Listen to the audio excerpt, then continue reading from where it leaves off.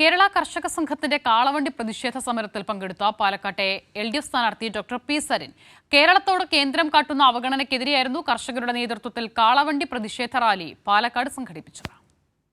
കേരള കർഷക സംഘം കണ്ണാടി പഞ്ചായത്ത് കമ്മിറ്റിയുടെ നേതൃത്വത്തിലുള്ള പ്രതിഷേധ കാളവണ്ടി റാലിയാണ് ഈ വാഹനത്തിന് തൊട്ടുപിറകിലായി കടന്നു വരുന്നത്. പ്രിയമുള്ളവരെ, പ്രതിഷേധ സമരത്തിൽ സരിനും ഇപ്പോൾ പങ്കാളിയായിരിക്കുകയാണ്. സരിനെ, വ്യത്യസ്തമായ ഒരു പ്രതിഷേധമാണല്ലോ. പാലക്കാടിന്റെ രീതി ഇതാണ്.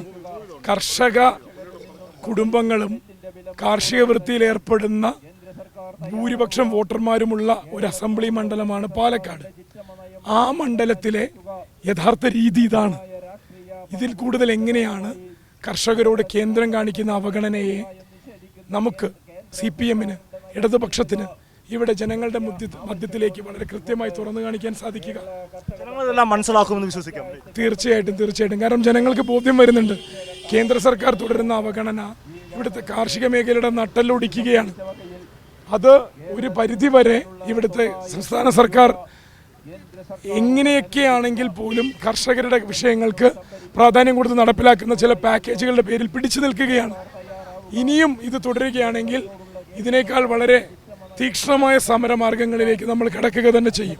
കർഷകരുടെ നേതൃത്വത്തിൽ വലിയൊരു പ്രക്ഷോഭമാണ് ഇപ്പോൾ പാലക്കാട് നടക്കുന്നത്.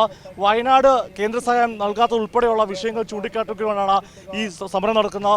CPM-ന്റെ പാലക്കാട് ജില്ലാ സെക്രട്ടറിയാണ് ഉദ്ഘാടനം ചെയ്തത്. സഹോദരനോടൊപ്പം ചേരുകയാണ്. ഇന്ന് ഈ പ്രതിഷേധം സംഘടിപ്പിച്ചിട്ടുള്ളത് കേരള കർഷക സംഘത്തിൻ്റെ നേതൃത്വത്തിലാണ്. പ്രധാനമായും വയനാട്ടിലെ ചൂരൽമലയിലും മുണ്ടക്കയിലും ഉണ്ടായ ഉരുൾപൊട്ടൽ ദുരന്തത്തിൽ 200-ലധികം മനുഷ്യരുടെ ജീവൻ പോയ ആ ദുരന്തത്തിൽ 5 നയാ പൈസയുടെ സഹായം ഇതുവരെ രാജ്യം ഭരിക്കുന്ന BJP ഗവൺമെൻറ് നൽകിയിട്ടില്ല. പൂർണ്ണമായും കേരളത്തോട് തുടർച്ചയായി അവഗണനയാണ് കേന്ദ്ര ഗവൺമെൻറ് ഇപ്പോഴും സ്വീകരിച്ചുകൊണ്ടിരിക്കുന്നത്.